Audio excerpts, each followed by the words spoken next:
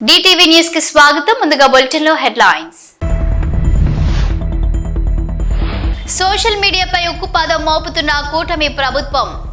కక్ష సాధింపు చర్యలంటూ YCP మండిపాటు. AP assembly deputy speaker Raghurama Krishnamraju కూటమి నాయకులకు ధన్యవాదాలు తెలిపిన ట్రిపుల్-ఆర్. ప్రశాంతంగా జార్ఖండ్ లో తొలిదశ పోలింగ్. 31 అసెంబ్లీ లోక్సభ నియోజకవర్గానికి ఉప ఎన్నికల పోలింగ్. నీటిపారుదల శాఖకు భారీగా నిధులు. సాగునీటి ప్రాజెక్టుల నిర్మాణానికి 2024-25 బడ్జెట్లో 16,705 కోట్లు కేటాయింపు. మా సోషల్ మీడియా కార్యకర్తలను అక్రమంగా అరెస్టు చేస్తున్నారు. ఈ 2 వారాల్లో 57 మందిపై కేసులు పెట్టారని, వాళ్ళలో 12 మంది ఎక్కడున్నారో కూడా తెలియకుండా చేశారని, సోషల్ మీడియా కార్యకర్తల అరెస్టులపై ఎన్హెచ్ఆర్సీలో ఫిర్యాదు చేశామని తెలిపారు వైఎస్ఆర్సీపీ పార్టీ రాజ్యసభ ఎంపీ వైవి సుబ్బారెడ్డి. ఇప్పుడు ఇంకా గత 2 వారాల నుంచి ఇంకా 2 అడుగులు ముందుకెళ్ళి YSR Congress party social media యాక్టివిస్టుపై అక్రమ కేసులు పెట్టి అక్రమంగా అరెస్టు చేయకుండానే ఇల్లీగల్ డిటెన్షన్ చేయటం కార్యక్రమం గత 2 వారాల నుంచి రాష్ట్రంలో చాలా ఘోరంగా చేసే పరిస్థితి. రోజు అధికారంలో ఉన్న కూటమి ప్రభుత్వం అధికారులు వాళ్ళు చెప్పినట్టు వింటూ ఏ విధంగా కార్యకర్తలను, మరీ ముఖ్యంగా సోషల్ మీడియా కార్యకర్తలను ఇబ్బందులు పాలు చేస్తున్నారనే అంశం ఈరోజు అక్కడ కోర్టులని ఆశ్రయించడం జరిగింది. ఎందుకంటే మా పార్టీ అధ్యక్షుడు జగన్మోహన్ రెడ్డి గారు చెప్పారు, YSR Congress party social media పనిచేసే ప్రతి ఒక్క కార్యకర్తకి, పార్టీ కార్యకర్తలకి అండగా నిలబడతాం. మీరు తప్పు చేయనంత వరకు ఎటువంటి దానికి భయపడాల్సిన పని లేదు, నిర్భయంగా పోరాడదాం, కోర్టులకు వెళ్ళైనా పోరాడతామని చెప్పి ప్రతి ఒక్క కార్యకర్తకి అండగా ఉండటం కోసం మేము పోరాటం చేస్తూనే ఉన్నాం. అదే విషయమై ఈరోజు national human rights commission chairman గారి దృష్టికి కూడా తీసుకురావడం జరిగింది. ఎందుకంటే గత 2 వారాల్లో సుమారుగా 57 మంది సోషల్ మీడియా యాక్టివిస్టులపై, సోషల్ మీడియా కార్యకర్తలపై కేసులన్నా బుక్ చేయడం జరిగింది, నోటీసులన్నా ఇవ్వటం జరిగింది, ఎఫ్ఐఆర్లైనా లాడ్ చేయడం జరిగింది. అందులో 14 మందిని మాత్రమే రిమాండ్లో కోర్టుకు ప్రొడ్యూస్ చేసి రిమాండ్కి పంపించడం జరిగింది. అంటే అరెస్ట్ చేయడం జరిగింది, అరెస్ట్ చేసి కోర్టులో ప్రొడ్యూస్ చేయడం జరిగింది. ఇంకా 12 మందిని అయితే వాళ్ళ ఆచూకే తెలియదు, ఈ రోజు వరకు ఎక్కడున్నారో కూడా తెలియదు. వాళ్ళపై కూడా మేము ఆంధ్రప్రదేశ్ హైకోర్టులో 12 మందిపై పిటిషన్ కూడా వేయటం జరిగింది, ఏబిఎస్ కార్పస్ పిటిషన్ కూడా వేయటం జరిగింది. అవి కూడా అందులో కూడా మా కార్యకర్తలకి న్యాయం జరిగేట్టుగా YSR Congress. Andhra Pradesh assembly deputy speaker గా ఎన్డీఏ కూటమి తరపున నన్ను నామినేట్ చేసిన ఆంధ్రప్రదేశ్ ముఖ్యమంత్రి, తెలుగుదేశం పార్టీ జాతీయ అధ్యక్షులు నారా చంద్రబాబు నాయుడు, రాష్ట్ర ఉప ముఖ్యమంత్రి, జనసేన పార్టీ అధ్యక్షులు పవన్ కళ్యాణ్ కు, రాష్ట్ర మంత్రి, తెలుగుదేశం పార్టీ జాతీయ ప్రధాన కార్యదర్శి నారా లోకేష్ కు, భారతీయ జనతా పార్టీకి నా హృదయపూర్వక ధన్యవాదాలు తెలుపుతున్నాను అంటూ ఓ పోస్టులో తెలిపారు ఉండి ఎమ్మెల్యే రఘురామ కృష్ణంరాజు. జార్ఖండ్ లో తొలిదశ పోలింగ్ ప్రశాంతంగా జరిగింది. 31 అసెంబ్లీ, 1 లోక్సభ నియోజకవర్గానికి ఉప ఎన్నికల పోలింగ్ జరగగా, తొలి విడతలో 15 జిల్లాల్లోని 43 అసెంబ్లీ నియోజకవర్గాల్లో ఇవాళ పోలింగ్ జరుగుతుంది. 683 మంది అభ్యర్థులు రంగంలో ఉన్నారు. పోలింగ్ కోసం 15,344 కేంద్రాలను అధికారులు ఏర్పాటు చేశారు. 1.37 కోట్ల మంది ఓటు హక్కును వినియోగించుకోనున్నారు. మొత్తం 33 నియోజకవర్గాలకు సిక్కింలోని 2 నియోజకవర్గాలు ఏకగ్రీవమయ్యాయి.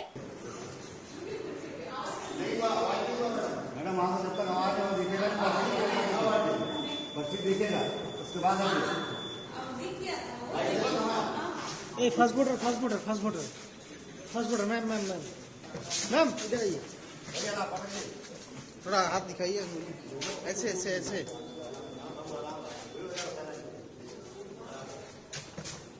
రాష్ట్రంలో సాగునీటి ప్రాజెక్టుల నిర్మాణానికి 2024-25 బడ్జెట్లో 16,705 కోట్లు కేటాయించారు. కేంద్ర ప్రభుత్వం పోలవరం ప్రాజెక్టుకు ఇచ్చే నిధులతో కలిపి ప్రాజెక్టుల నిర్మాణానికి, జల వనరుల శాఖలో ఇతర ఖర్చులకు ఈ మొత్తం నిధులిచ్చారు. పోలవరం ప్రాజెక్టుకు 5,445 కోట్లు కేటాయింపులు జరిగాయి. వెలిగొండ, హాంద్రినివాస్, సుజల స్రవంతి, చింతలపూడి ఎత్తిపోతల పథకం, వంశధార 2వ భాగం పనులు, మహేంద్ర తనయ అఫ్షోర్ రిజర్వాయర్, గాలిరు నగరి, సుజల స్రవంతి వంటి ప్రాజెక్టులకు నిధులు దక్కినట్లు తెలుస్తోంది.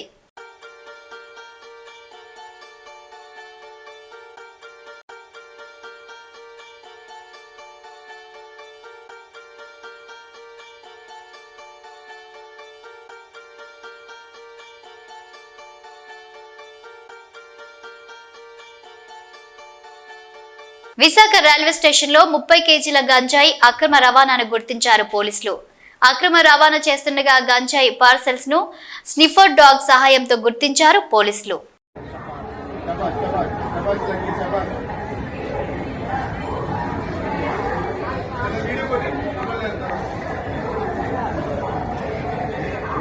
ఏపీలో సోషల్ మీడియాలో యాక్టివ్ గా ప్రభుత్వానికి వ్యతిరేకంగా మాట్లాడే వారిని తమపై అనుచిత పోస్టులు పెట్టారంటూ కూటమి ప్రభుత్వం వైసీపీ కార్యకర్తలను అరెస్ట్ చేస్తున్న పోలీసులు నేడు రామ్ గోపాల్ వర్మకు మద్దిపాడు పోలీసులు నోటీసులు ఇచ్చారు. గత జగన్ ప్రభుత్వాన్ని తుగ్లక్ ప్రభుత్వం అని ఎందుకు అనేవారో తెలుసుకోవాలి అంటే మహిళా కార్యదర్శుల నియామకం, వారికి కేటాయించిన విధులే ఒక ఉదాహరణ. గ్రామ వార్డు మహిళా సంరక్షణ కార్యదర్శులుగా వీరిని నియమించడం జరిగింది. దాదాపు 15,000 మందిని రిక్రూట్ చేశారని, వారినే మహిళా రక్షణ కార్యదర్శుల కింద మార్చడం జరిగిందన్నారు. కేవలం 2 వారాలు వారికి ట్రైనింగ్ ఇచ్చి వారిని నియమించారని, ఇది పూర్తిగా గత గవర్నమెంట్ అవివేక చర్య అని అన్నారు వంగలపూడి అనిత. లాస్ట్ గవర్నమెంట్ అసలు ఇటువంటి దాన్ని ఏమంటారు యాక్ట్లను కూడా చదువుకోకుండా ఎంత గుడ్డిగా ఇటువంటి జీవోలు ఇష్యూ చేసిందని చెప్పడానికి ఇది ఒక తార్కాణంగా మనం భావించవచ్చు. ఎందుకంటే యాక్చువల్ గా వీళ్ళని గ్రామ వార్డు మహిళా సంరక్షణ కార్యదర్శుల కింద ఇందాక సభ్యులు చెప్పినట్టుగా జీవో నెంబర్ MS నెంబర్ 129 ప్రకారం 2019లో వీళ్ళు నియమించడం జరిగింది అధ్యక్ష. ఓవరాల్ గా చూస్తే అధ్యక్ష వీళ్ళు 15,000 మంది రిక్రూట్మెంట్ చేస్తే అధ్యక్ష దగ్గర 13,815 మంది మహిళా సంరక్షణ కార్యదర్శుల కింద పనిచేసే పరిస్థితి ఉంది అధ్యక్ష. అందులో సుమారుగా 1,189 ఆటోమేటిక్ ఇంకా ఖాళీ ఉన్నాయి అధ్యక్ష. అయితే 13,815 మందికి అధ్యక్ష 2021కి వచ్చేసరికి మళ్ళా జీవో నెంబర్ 60 ప్రకారం చేసుకుని వాళ్ళని ఒక మహిళా రక్షణ కార్యదర్శుల కింద వార్డు లేక గ్రామ మహిళా రక్షణ కార్యదర్శి కింద మార్చి వాళ్ళకి ఒక సెపరేట్ జాబ్ చార్ట్ ఇచ్చారు అధ్యక్ష. జాబ్ చార్ట్ లో కూడా అధ్యక్ష చూస్తే పోలీస్ డిపార్ట్మెంట్ ఇందాక కోన రవికుమార్ గారి సభ్యులు చెప్పినట్టుగా ఒక చీఫ్ సెక్రటరీకి ఎన్ని బాధ్యతలు ఉంటాయి అన్ని బాధ్యతలు కూడా ఒక గ్రామ మహిళా సంరక్షణ కార్యదర్శికి అప్పచెప్పడం అనేది చూస్తేనే అధ్యక్ష లాస్ట్ గవర్నమెంట్ తాలూకు అవివేకం అనేది చాలా క్లియర్ గా అర్థమవుతుంది అధ్యక్ష. ఎందుకంటే అధ్యక్ష ఈ రోజు మనం ఇక్కడ చూసుకుంటే అధ్యక్ష పోలీస్ డిపార్ట్మెంట్ లో ఒక ఉద్యోగం సాధించాలంటే వాళ్ళు శారీరక దారుఢ్య పరీక్షలు వాళ్ళు నెగ్గాలి, రిటర్న్ టెస్ట్ వాళ్ళ ఎగ్జామ్ పాస్ అవ్వాలి, 9 months ట్రైనింగ్ కఠోరమైన ట్రైనింగ్ ఉంటుంది అధ్యక్ష. కఠోరమైన ట్రైనింగ్ తర్వాతనే ఆ పోలీస్ కానిస్టేబుల్స్ కింద వాళ్ళు అందరూ కూడా బయటకు వచ్చి పోలీస్ డిపార్ట్మెంట్ వర్క్ చేసే పరిస్థితి ఉంటుంది అధ్యక్ష. కానీ వీళ్ళని మహిళా రక్షణ కార్యదర్శి కింద ఏర్పాటు చేసిన తర్వాత కేవలం 2 వారాలు వాళ్ళకి ట్రైనింగ్ ఇచ్చి ఒకటేమో ఒక వారం పోలీస్ డిపార్ట్మెంట్ వాళ్ళు ఇంకొక వారం ICDS డిపార్ట్మెంట్ వాళ్ళు ట్రైనింగ్ ఇచ్చి ఓవరాల్ చెప్పాలంటే వీళ్ళు గ్రామాల మీద వదిలేశారు అధ్యక్ష. వాళ్ళు పంపించిన తర్వాత కూడా వాళ్ళకి ఇష్టాలు కూడా గ్రహించకుండా పోలీస్ డ్రెస్ కూడా వాళ్ళకి వేయడానికి ఇంచుమించుగా పోలీస్ యూనిఫామ్ కూడా వాళ్ళకి వేయాలి అని చెప్పి వాళ్ళు రిస్ట్రిక్ట్ చేస్తే వాళ్ళు కూడా దానికి భయపడి బాధపడి చాలా మంది కోర్టులకు వెళ్లిన సందర్భాలు కూడా ఉన్నాయి అధ్యక్ష. ఈ రోజు కోర్టులో దగ్గర 7 రిట్ పిటిషన్లు మహిళా కార్యదర్శికి సంబంధించి ఆ పోలీస్ డ్రెస్ విషయంలోని కానీ వీళ్ళు జాబ్ చార్ట్ ఒక అవగాహన లేకుండా డబ్బులు ఇచ్చుకుని పెట్టుకున్నాడు కదా. ఆ మేధావులందరూ కలిపి ఆల్రెడీ 12,000 మంది వీళ్ళు పనిచేస్తున్నారు కదా, వీళ్ళని మనం పోలీసుల కింద కన్వర్ట్ చేసేస్తే వాటిని తగ్గించి వచ్చని ఒక ఉచిత సలహా పడేశారు అధ్యక్ష. దానికి వెనకాతలు ఒక పోలీస్ డిపార్ట్మెంట్ మీద ఒక అవగాహన, పోలీస్ రిక్రూట్మెంట్ మీద ఒక అవగాహన, వాళ్ళ తాలూకా జాబ్ చార్ట్ మీద ఒక అవగాహన ఉండుంటే ఇలాంటి పని చేసి ఉండేవారు కాదు అధ్యక్ష. ఈ రోజు వీళ్ళ పరిస్థితి ఏమైపోయిందంటే వీళ్ళు వెళ్ళి రిపోర్ట్ చేయాల్సింది గ్రామ సెక్రటరీకి రిపోర్ట్ చేయాలి. వీళ్ళ అడ్మినిస్ట్రేటివ్ పవర్స్ ఎక్కడ ఉంటాయంటే పోలీస్ డిపార్ట్మెంట్ దగ్గర ఉంటాయి. వీళ్ళకి జీతం ఇచ్చేదేమో ఎంపీడీఓ, లీవ్ ఇచ్చేదేమో ఎంపీడీఓ, మళ్ళా తిరిగి ఒకవేళ ట్రాన్స్ఫర్ అవ్వాలంటే డిపార్ట్మెంట్ కలెక్టర్ దగ్గరికి వెళ్ళాలి అధ్యక్ష. అంటే వీళ్ళకి సంబంధించి ఒక అథారిటేటివ్ ఆఫీసర్ ఒకరు కూడా లేక ఇన్ని డిపార్ట్మెంట్స్ తో పోనీ పైకి వచ్చిన తర్వాత పని చేద్దామంటే వీళ్ళు తాలూకా అంటే పైచి ఎంత పెరిగిపోయిందంటే లాస్ట్ గవర్నమెంట్ కి వీళ్ళ చేతే తక్కువ జీతాలు ఇచ్చి ఎక్కువ పని చేయించుకుందామని క్రైమ్ ఆఫ్ అఫెన్స్ దగ్గర కూడా కాపాడడానికి కూడా వీళ్ళు తీసుకెళ్లాలంట. నాన్ బెయిలబుల్ వారెంట్లకు సంబంధించి వీళ్ళు సపోర్ట్ చేయాలంట. అక్కడికి వెళ్లి మహిళా సంరక్షణ కార్యదర్శుల కింద మహిళా రక్షణ కార్యదర్శుల కింద అక్కడ ఉన్న అవగాహన కల్పించడం లేకపోతే ICDS సంబంధించి ఏదైనా మిడ్ డే మీల్ చూడడం అంతవరకు ఓకే. ఆఖరికి పోలీస్ డిపార్ట్మెంట్ కి వాళ్ళ ఇన్వెస్టిగేషన్ లోని కూడా వీళ్ళు హెల్ప్ తీసుకొని చేసుకునే పరిస్థితి కనిపించింది. లాస్ట్ గవర్నమెంట్ లో చాలా మంది మాతోనే మొరపెట్టుకున్నారు అధ్యక్ష. మేము ప్రతిపక్షంలో ఉండేటప్పుడు పోరాటాలు చేసేటప్పుడు మమ్మల్ని ఆపడానికి ఈ మహిళా కానిస్టేబుల్ తో పాటు మహిళా పోలీసులు కూడా పంపించేవారు. మేము అడిగేవాళ్ళం మీరెవరమ్మా మహిళా పోలీసా మహిళా కానిస్టేబుల్ అంటే మహిళా పోలీస్ అండి అని. ఇందులో విషయం ఏంటంటే అధ్యక్ష చాలా మంది అయిపోయిన వాళ్ళు ఉన్నారు. మళ్ళీ ఇంకోటి ఏంటంటే ఎంటెక్లు బీటెక్లు చేసుకుని కొంతమంది ఫ్యామిలీస్ పోలీస్ డిపార్ట్మెంట్ లోకి కొంతమంది యాక్సెప్ట్ చేస్తారు, కొంతమంది యాక్సెప్ట్ చేయకపోతారు. ఇలాంటి సిచ్యువేషన్స్ అన్నింటిలోని కూడా ఈ రోజు వీళ్ళు పడుతున్న బాధ అధ్యక్ష వర్ణనాతీతం. ఇంకొకటి ఇందులో కొసమేర్పు ఏంటంటే ఎన్నో సంవత్సరాల కానిస్టేబుల్ కింద చేస్తే హెడ్ కానిస్టేబుల్ ప్రమోషన్ వస్తుంది. హెడ్ కానిస్టేబుల్ దగ్గర నుంచి ఒక ASI, SI, CA ర్యాంక్ వరకు వెళ్తారు. వీళ్ళు ఎటువంటి రిక్రూట్మెంట్ లేదు, ఎటువంటి శారీరక దృఢ పరీక్షలు లేవు, ఎటువంటి రిటర్న్ టెస్టులు లేవు, ఎటువంటి ట్రైనింగ్స్ లేవు. వీళ్ళకి కూడా మహిళా పోలీస్ దగ్గర నుంచి అప్ టు ఇన్స్పెక్టర్ వరకు కూడా వీళ్ళకి కూడా ఒక ప్రమోషన్ జాబ్ చార్ట్ ఇచ్చేసి ఒక జీవో కూడా రిలీజ్ చేశారు అధ్యక్ష. అప్పుడు మనందరం అనుకునే వాళ్ళం తొగ్లక్ పరిపాలన. దానికి ఇది ప్రత్యేక సాక్ష్యం కింద మనం ఈ మహిళా రక్షణ కార్యదర్శుల గురించి చూడాలంటే ఇది మనం చెప్పుకోవచ్చు అధ్యక్ష. ఇన్ని రకాలుగా వీళ్ళు చేసిన అధ్యక్ష, వీళ్ళకి ఏంటంటే అధ్యక్ష ఎస్కార్ట్ డ్యూటీలు, బందోబస్తు డ్యూటీలు, వాళ్ళు అక్కడికి వచ్చి ఏడ్చేవారు అధ్యక్ష. ప్రస్తుతం చాలా మంది మేము వచ్చిన తర్వాత కూడా ఇప్పుడు ఈ విషయంలోనే గౌరవ సభ్యులందరూ కూడా చెప్పడం జరిగింది. వీళ్ళు పోలీస్ డిపార్ట్మెంట్ కి సంబంధించిన వాళ్ళ కింద ఉంచాలా, లేకపోతే ఐసిడిఎస్ లో మనం పంపించుకోవాలా, వేరే ఎవరికైనా ఏదైనా జాబ్ చార్ట్ ఇచ్చి సపరేట్ గా వీళ్ళు ఏదైనా మనం చేయాలా అనేది ఆలోచన చేసుకోవడానికి ఒక సుదీర్ఘమైన చర్చ అయితే జరగాలి అధ్యక్ష. మేము చర్చిస్తాం అధ్యక్ష. నా అప్పీల్ ఏంటంటే ఇక్కడ గౌరవ సభ్యులందరూ ఉన్నారు, గౌరవ సభ్యులందరూ కూడా ఈ విషయంలోనే మనందరికీ కూడా అవగాహన ఉంది. ఈ గౌరవ సభ్యులందరూ కూడా ఈ విషయంలో, ఈ మహిళా కార్యదర్శుల విషయంలో మనం ఏం చేస్తే వాళ్ళ సేవలు వినియోగించుకునేటట్టుగా ఉంటుందో, గౌరవ సభ్యులు ఎవరైనా లిఖిత పూర్వకంగా మాకు సూచనలు సలహాలు ఇచ్చినా దాన్ని బేస్ చేసుకుని అదే విధంగా మనం డిపార్ట్మెంట్ వాళ్ళతో కూడా చర్చించి దీని మీద నిర్ణయం తీసుకుని యాజ్ ఎర్లీ యాజ్ పాసిబుల్ మహిళా సంరక్షణ కార్యదర్శులకి ఒక జాబ్ చార్ట్ ఇస్తామని చెప్పి మీ ద్వారా సభకు తెలియజేసుకుంటున్నాను అధ్యక్ష.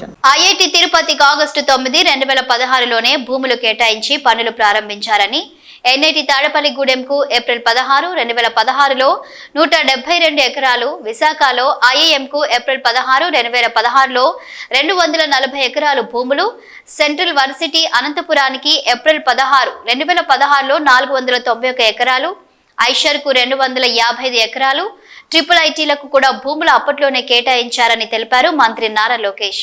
యుద్ధ ప్రాతిపదికన భూములు కేటాయించడమే గాక కేంద్ర ప్రభుత్వం నుంచి వచ్చే నిధులు, పనుల పురోగతిని ఆనాడు ప్రతి నెలా ముఖ్యమంత్రి సమీక్షించారు.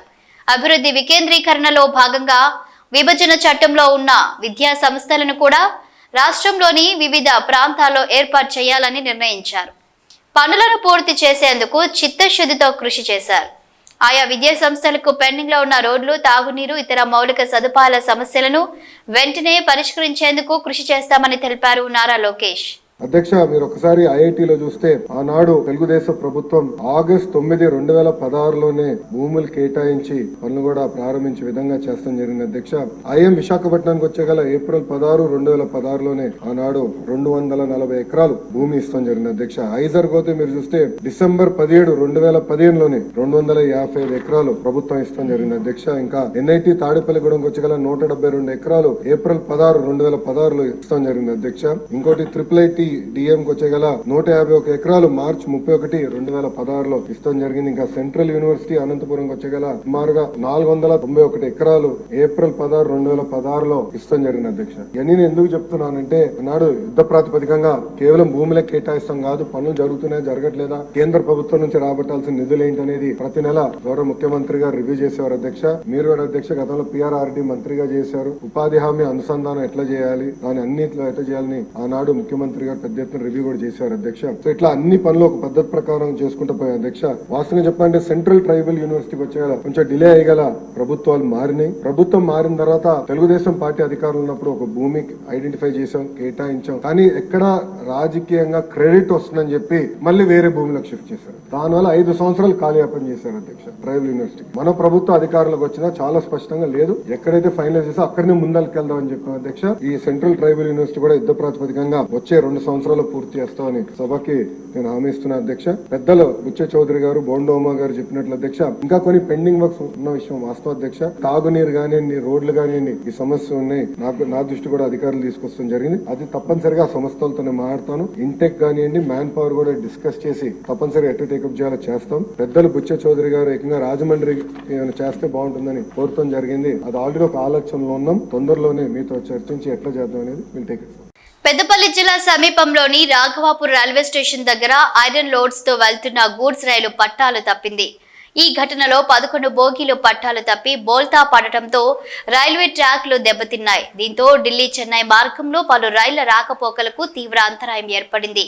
గూడ్స్ రైలు బళ్ళారి నుంచి గజియాబాద్ వెళ్తుండగా ఈ ఘటన చోటు చేసుకున్నట్టు తెలుస్తోంది. విషయం తెలుసుకున్న వెంటనే రైల్వే సిబ్బంది హుటాహుటిన సంఘటనా స్థలానికి చేరుకున్నారు. వెంటనే అప్రమత్తమైన రైల్వే అధికారులు ఆ మార్గంలో వెళ్లే పలు రైళ్లను ఆయా స్టేషన్లలో నిలిపేశారు.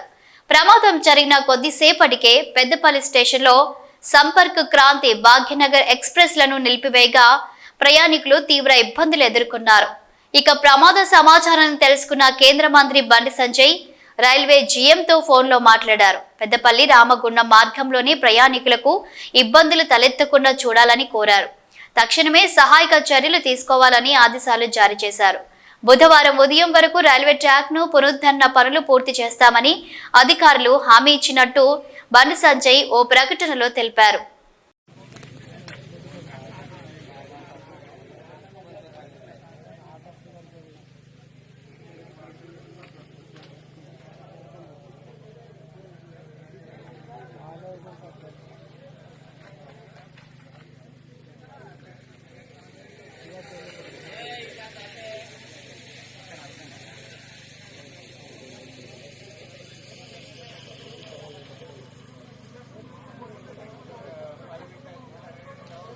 తెలంగాణలో ఈ కాంగ్రెస్ ప్రభుత్వం వచ్చాక సాగునీరు అందియలేక జరిగిన పంట నష్టాలను సందర్శించే క్రమంలో మాజీ ముఖ్యమంత్రి కేసీఆర్ జనగామ జిల్లా దేవరూపల మండలం దరవత్ తండాకి వచ్చినప్పుడు అంగోతు సత్తమ్మ అనే రైతు 5 బోర్లు వేసిన పంట నష్టపోయి బిడ్డ పెళ్లి పెట్టుకుని అప్పులపాలయ్యామని తన గోడు కేసీఆర్ కి వెళ్లబోసుకోగా నాడు కేసీఆర్ తన వంతు సహాయంగా 5 లక్షలు ఇస్తానని మాట ఇచ్చాడు.